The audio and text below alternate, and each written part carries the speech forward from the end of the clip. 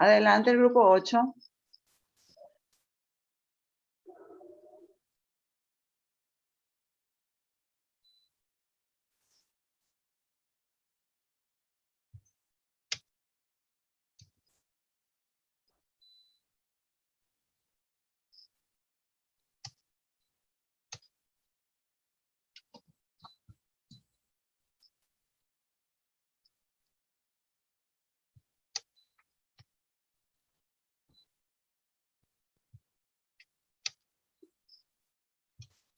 Aquí va la presentación para el grupo 8.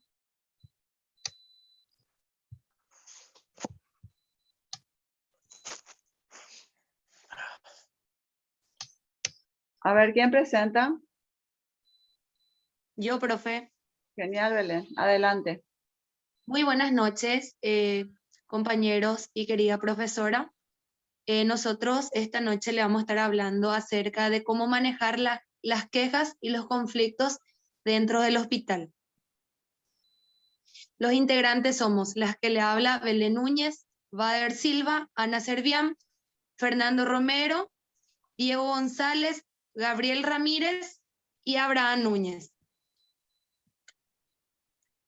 Las quejas. Las quejas de los pacientes son problemas comunes para todos los profesionales médicos, por lo que manejar de manera efectiva es una parte importante de la atención.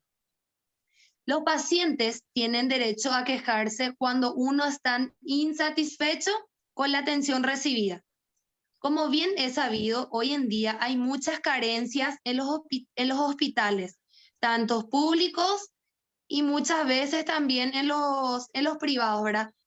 La primera atención siempre viene de parte de los enfermeros. Entonces somos nosotros quienes generalmente escuchamos las primeras quejas y tenemos los primeros conflictos con los familiares. Bueno, seguimos. ¿Por qué se queja la gente? Las quejas son una expresión de insatisfacción. Se dividen en 6 puntos de vuelta.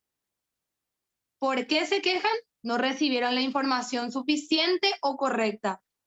Generalmente, nosotros como enfermeros, primeramente debemos de explicarle al paciente qué procedimientos realizar, ¿verdad? En muchas ocasiones, cosas que no suceden y vienen las primeras quejas de parte de los pacientes. 2, no tuvieron la evaluación esperada. De repente, un paciente entra, no era lo que se esperaba, que ya no es culpa nuestra muchas veces, igual comienzan las quejas. 3, sintieron que su atención no fue segura. Hay veces que nosotros como personal de blanco no tenemos la información necesaria.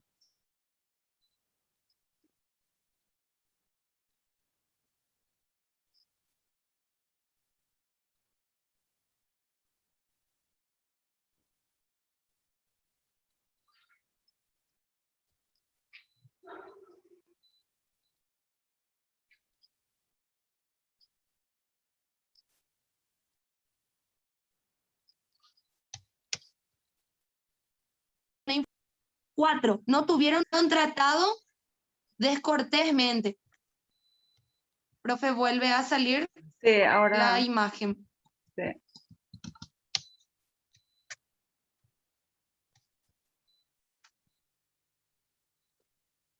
Ahí está.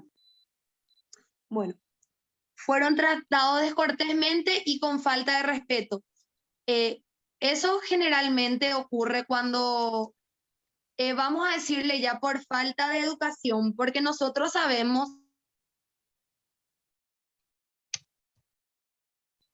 que recibirle con mucha atención y por sobre todo con respeto. En ese instante uno viene enfermo y no recibe la atención necesaria, ¿verdad? Y comienzan las quejas.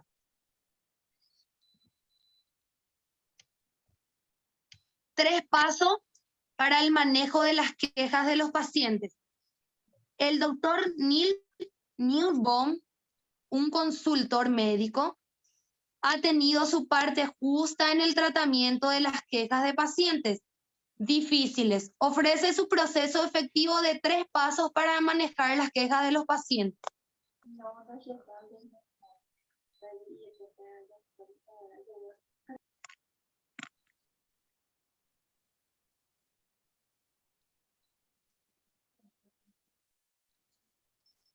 ¿Puedes pasar al siguiente, profe?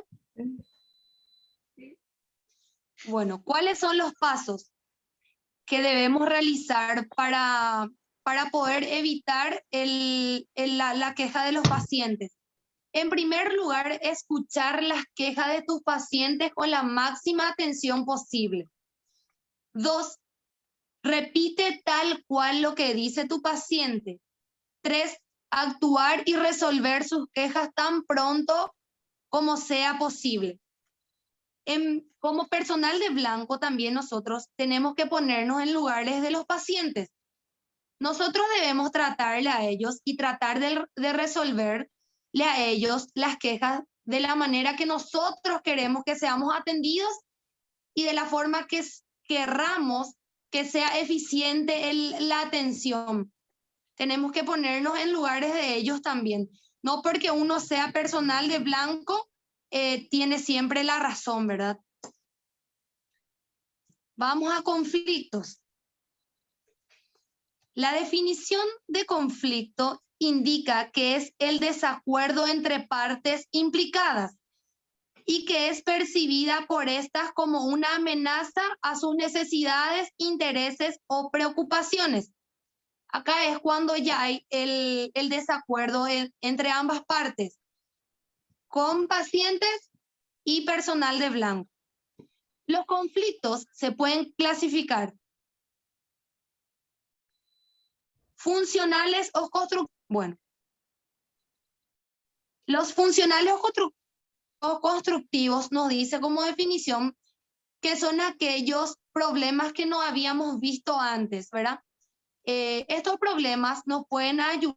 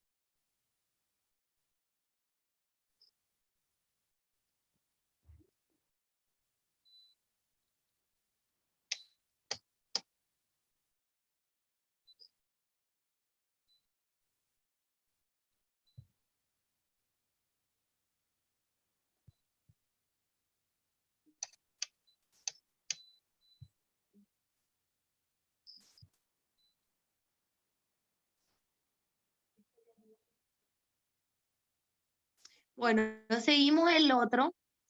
Como dije, los disfuncionales o destructivos que eran totalmente distintos al citado anteriormente.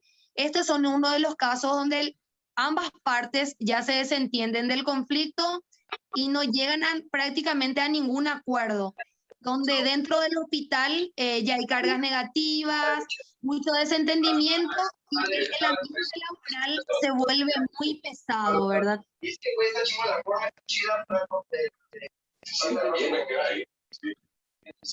Vamos al siguiente. Un ratito.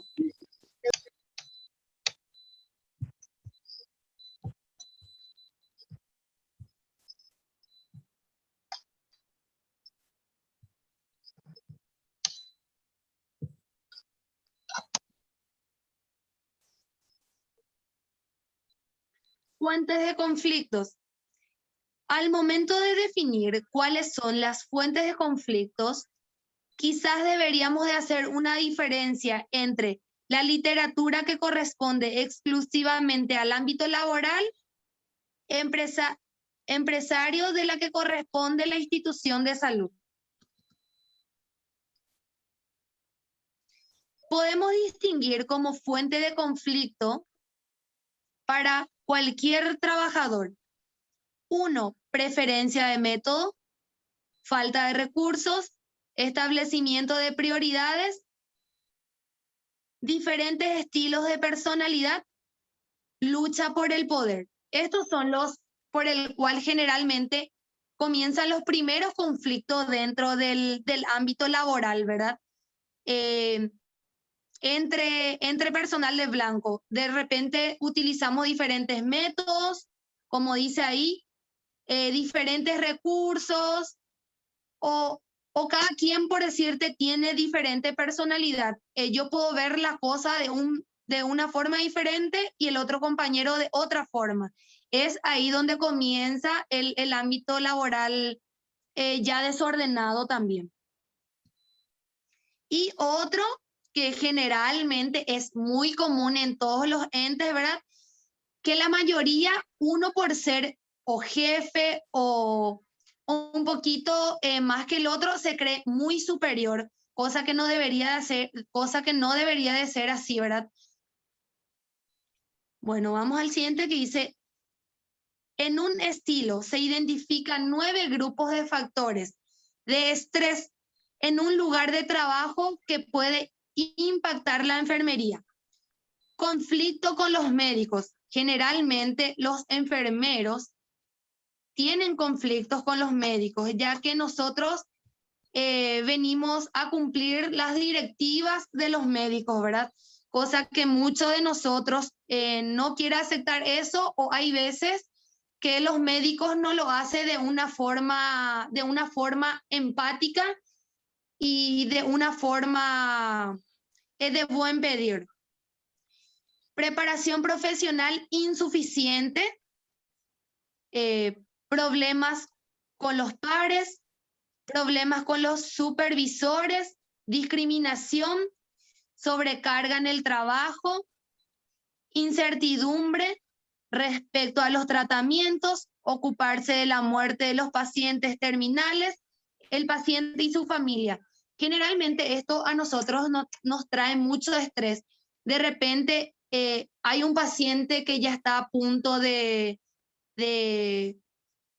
ya está en un estado crítico, ¿verdad? Cuando llega la hora del paciente, muchas veces nos queremos sentir culpables, ¿verdad? Y eso trae mucho estrés, cosa que nosotros debemos dejar solamente eso en el ámbito laboral y no nos debe afectar en lo personal. El siguiente serían las estrategias. Las estrategias para resolución de conflictos no son fáciles, pero sí son simples, ¿verdad? 1, debe fundamentalmente focalizarse en el problema y no en los individuos. Hay algunos que toman de lado muy personal los conflictos. Entonces, ¿qué te dice Que tenemos que enfocarnos generalmente en el problema. ¿Dónde comenzó el problema? Y tratar de solucionar y no llevar al ámbito personal. El siguiente. Podríamos poner en práctica algunas de las siguientes estrategias, que son los 3 puntos más importantes que debemos tener en cuenta, que por sobre todo es escuchar, asimilar y responder. El siguiente. ¿Cómo enfrentar los conflictos? Dice, podemos identificar 3 formas de enfrentar los conflictos. El primero de ellos dice, coexistencia pacífica. Bueno, ¿qué dice en la coexistencia pacífica? Se trata de resolver el conflicto encontrado, cosas en común entre los pares involucrados para llegar a un acuerdo. Tenemos que ver dónde comenzó el problema y qué es la cosa que tienen en común para tratar de atacar en esa parte y no ampliar el problema. El segundo punto dice el compromiso. ¿Qué dice en compromiso? Dice enfrentar el conflicto mediante el acuerdo sobre las diferencias.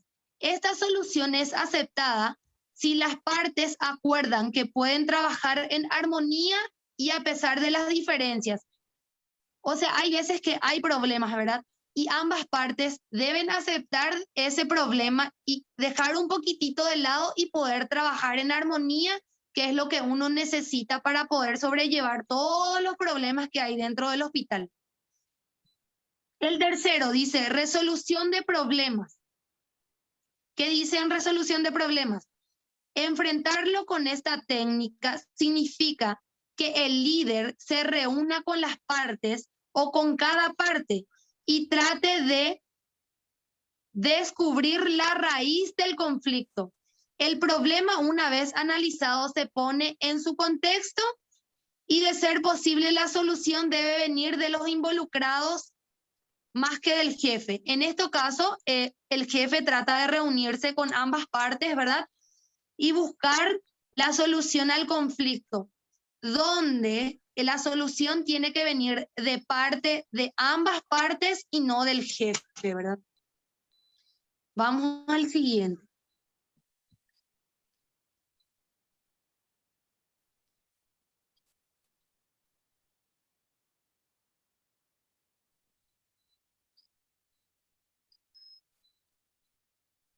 Bueno, para cerrar, hasta ahí es nuestra exposición, ¿verdad?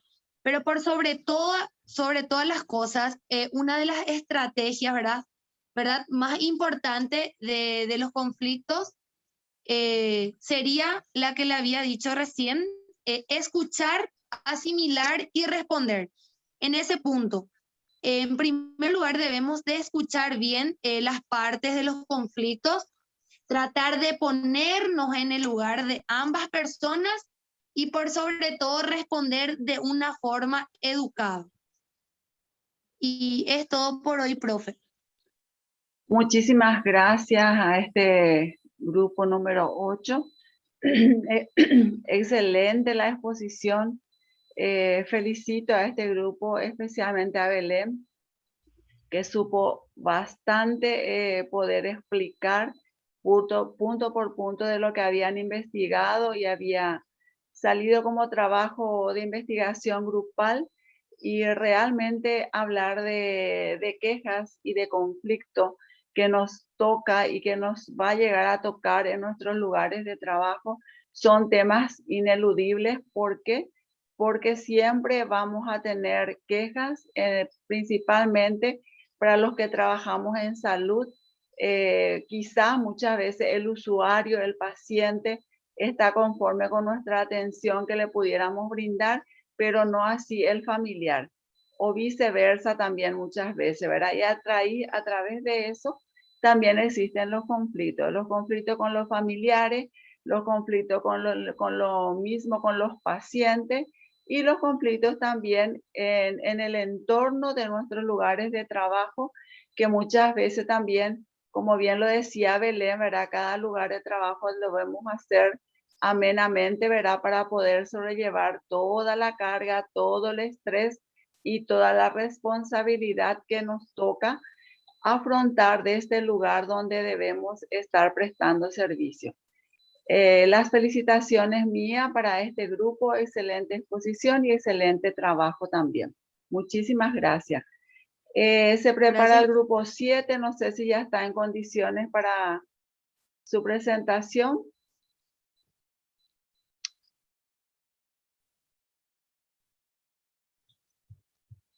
Grupo 7, ¿hay alguien?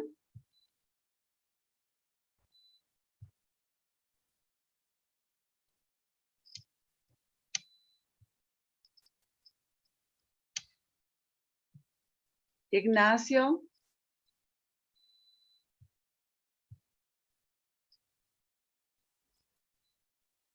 ¿Algún integrante del grupo 7? Sí, profe. Bueno, seguimos contigo, Ignacio. Vamos a ir hasta donde quedamos, si te parece. Aquí. Okay. Adelante. ¿Se ve la presentación? Ignacio. No, profe. Todavía no, profe. Todavía, ok.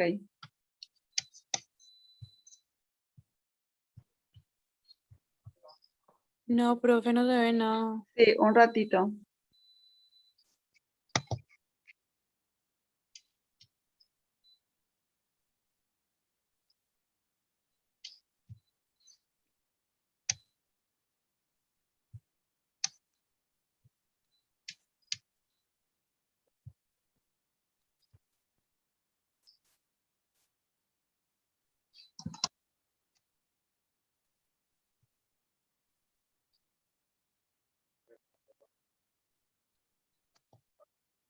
Ahí ven.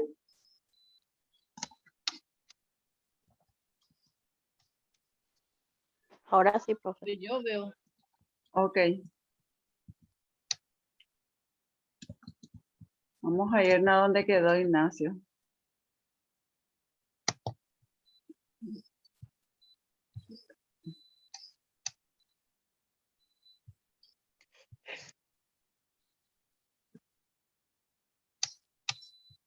Adelante, Ignacio. Ok, voy a empezar.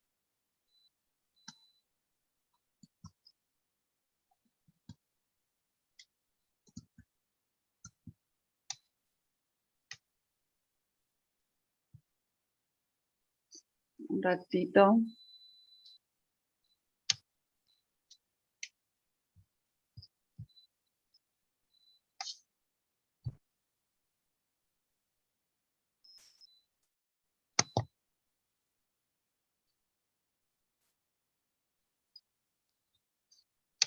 Adelante, Ignacio. Voy a empezar ahora.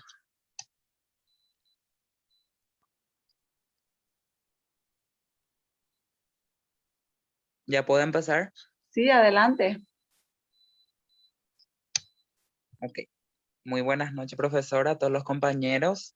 Nosotros somos el grupo 7, integrados por el que les habla es Ignacio Ledesma, Patrocinia Pachigua, Marta Mercado, Gabriela Lescano, Luz Brites, Brisa Cañetes, Cintia Borja y Erika Cuba.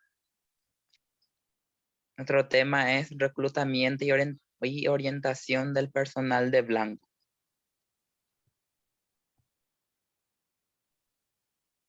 Enfermería, como es sabido, es la única especialidad dentro del equipo de salud que brinda atención continua las 24 horas, los 365 días del año.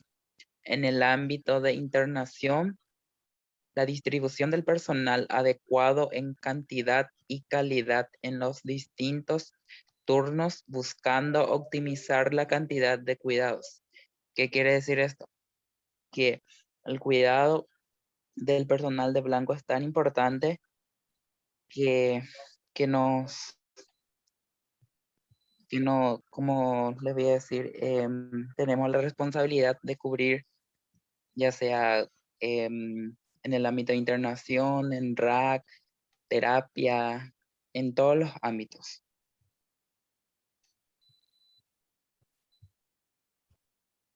El personal a cargo de esta tarea debe poseer la formación necesaria que le permita, por una parte, determinar y distribuir los distintos puestos de trabajo.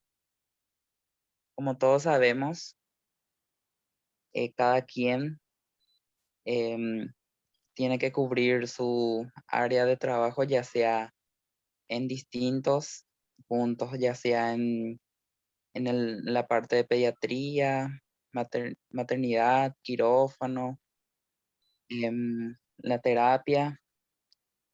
El personal de blanco, ya sea el jefe o la jefa, tiene que poseer la formación, la información necesaria para poder colocarle a todos sus personales en cada uno de sus puestos correctos.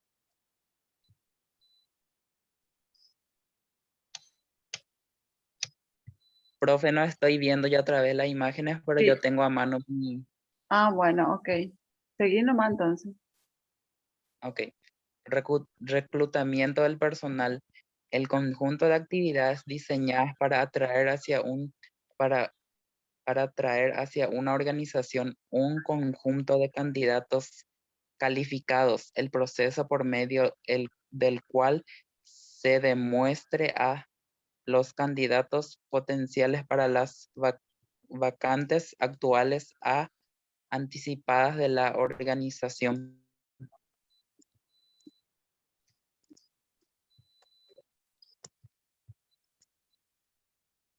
¿Qué quiere decir eso? Que consiste en una serie de acciones puntuales en el momento que surge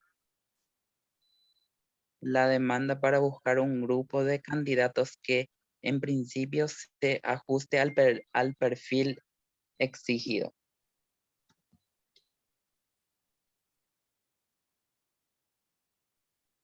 Proceso de reclutamiento.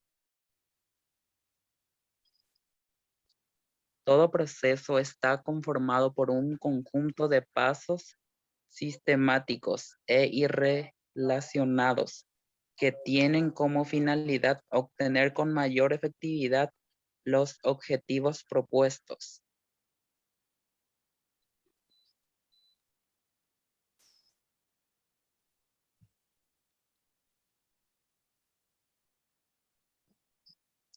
¿Qué quiere decir eso? Que el proceso mediante el cual la organización identifica y atrae a futuros empleados capacitados e idóneos para el cumplimiento de los objetivos requeridos por el personal de blanco. Tipos de reclutamiento. Entre ellos está el reclutamiento interno y el reclutamiento externo. El reclutamiento interno se da cuando al presentarse determinada vacante, la empresa intenta llenarla mediante la reubicación de sus empleados. Reclutamiento externo opera con candidatos que no permanecen a la organización cuando existe una vacante.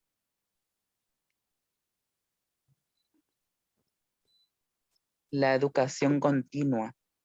En el profesional de enfermería es necesario recordar dos grandes teorías pedagógicas, el conductismo y el constructivismo.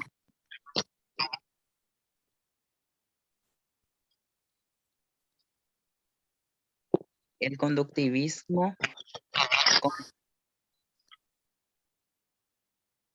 alguien parece que tiene su micrófono.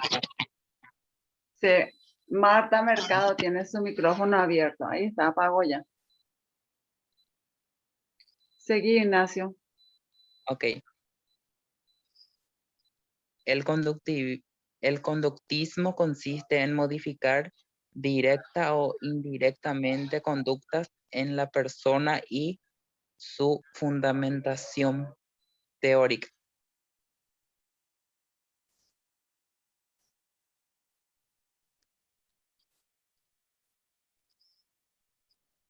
Para que la educación continua y la capacitación tenga el impacto esperado, se debe planear el proceso educativo con sus 5 etapas. ¿Cuáles son sus 5 etapas?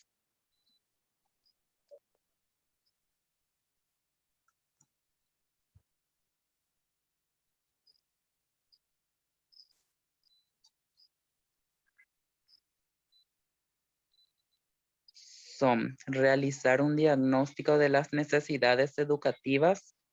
2. Planear la estrategia educativa una vez identificadas las necesidades educativas. 3. Diseñar la metodología didáctica, implicar analizar todas las mediciones y relaciones de una opción educativa. 4. Implantación es la aplicación del proceso educativo en una realidad concreta y su finalidad. 5.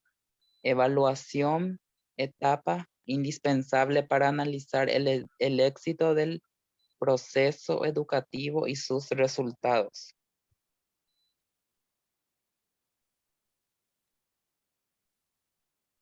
Dentro de las estrategias didácticas que se pueden destacar en la educación continua del profesional de enfermería encontramos 1.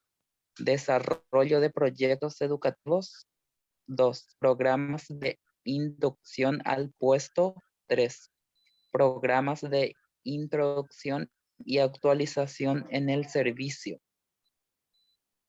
4. Seminarios. 5. Cursos monográficos. 6. Talleres. 7. Análisis de casos clínicos.